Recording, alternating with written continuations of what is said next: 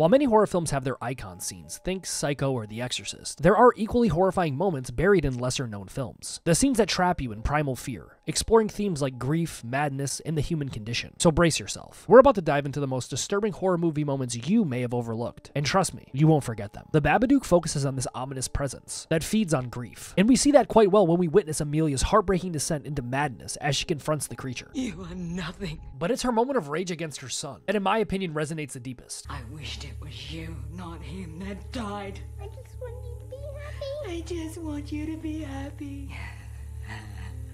It's extremely unsettling to see her give in to despair, encapsulating the horror of mental illness and the fragile human psyche. This isn't just a monster lurking in the shadows. It represents all-consuming grief. Now, me personally, The Babadook wasn't one of the scariest movies I've ever seen. But seeing her break down in that way and just give in to all of the things that the Babadook wanted her to was chilling. Up next is the cult classic Audition. The movie takes an extremely dark turn when Asami, the main character, realizes her true self through a brutal torture scene. Honestly, I think it's the calmness of her during that scene that makes it the most chilling. One of the worst things that could ever happen to you is happening, and yet you're at peace. The violence for sure creates a chilling atmosphere. It's honestly a shocking reminder of how appearances can deceive and trust can just shatter. Herreditrary for sure takes unsettling to a whole new level with Charlie's tragedy. Now you guys all know what I'm talking about. And the just shocking imagery of her accident strikes and completely alters the film entirely. It's a heart-wrenching moment that speaks volumes in the randomness of loss. And of course, a heavy burden of grief follows. In my opinion, it's a kind of horror movie that stays with you after a long time after the film ends. Now look, when she gets decapitated, that was something that I was not looking for when I first watched the movie. I genuinely had no idea that that was going to happen, but everything that follows after that just is so dark and so ominous. And I feel like a lot of people don't give it the credit it deserves. Yes, people say Herreditrary is one of the greatest horror movies they've ever seen, but they don't in specific talk about this scene and what happens after. The following actions after it are absolutely insane, and no one seems to know how to deal with the loss. In the which, paranoia grips a family that is currently unveiling the threat of witchcraft. In this scene depicting their descent into madness, it genuinely shows how fear can dismantle the family's bond. This horror not only lies in the supernatural elements, but also in the emotion and psychological breakdown of the family. In my opinion, a story of disturbing paranoia and isolation. In my opinion, The Witch is a movie that once you start watching it, you can't get enough. As you see that total despair just continuously go down and go down and go down, there's no way that it doesn't evoke an emotion. And that's what this whole video is about. I'm talking about movies that genuinely invoke emotion, not just fear, not just sadness, not just this. This is an absolute complete flip of the script, a complete change in tone in the movie, because I feel like some of these movies definitely just don't get the credit they deserve. Funny Games presents a harrowing scenario with the deepest unsettling fourth wall breaks possible. Now look, you're in the middle of nowhere, two people come to your door and ask for help, not knowing that they are not only going to psychologically torture you,